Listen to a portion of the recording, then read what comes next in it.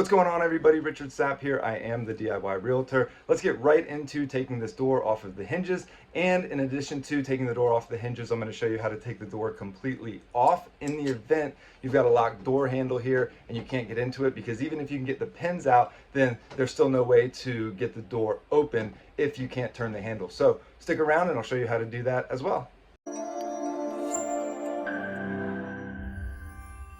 So we've got 3 hinges that we're going to need to take off. Sometimes there's a bottom pin in the hinge, which the concept of removing it is still going to be the same. You'll either need to take something small, like a flathead screwdriver, this is a Phillips head screwdriver, wedge it in between the hinge and the pin and tap it out, or you can get a pair of grips or pliers and grab onto it and then hammer it out that way. But either way, the concept of pulling it out will be the same. Sometimes they're screw off, so try that first. But removing the top pin is very simple. Need something like a small screwdriver to drive up into the bottom once you get the bottom pin out, if there is one.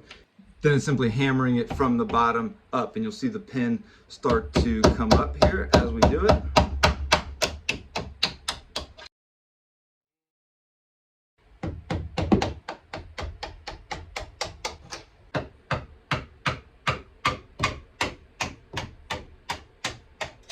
Now that we've got the pins out of the door, if your door is unlocked and open, then you'll just be able to slide the door off of the hinges. However, this one happens to be locked, so we're gonna have to pry it off. Let's come over to the middle hinge here, and you're gonna need some sort of rag or a terry cloth to put behind this so you don't damage your baseboards or your wood.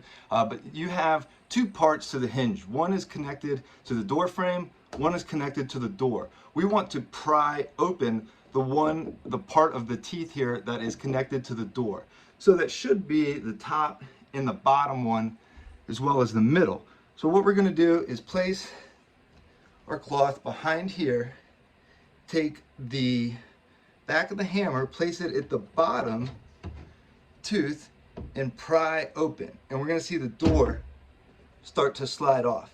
And we'll go back and forth, do this with the top one and the bottom one, and you're gonna see the door slightly begin to open up. It's always a good idea to put your foot at the bottom of the door so it doesn't come crashing down and either damage the bottom of the door or the floor. But you'll just keep doing this until it comes off. And it's slowly starting to slide out. And we're out. So now we can grab the door and take it off. And that is how we get the door off in the event that it is locked. So now when we go to put it back on, it's going to be a little bit easier because we can do it with the door open, and we'll go ahead and do that now.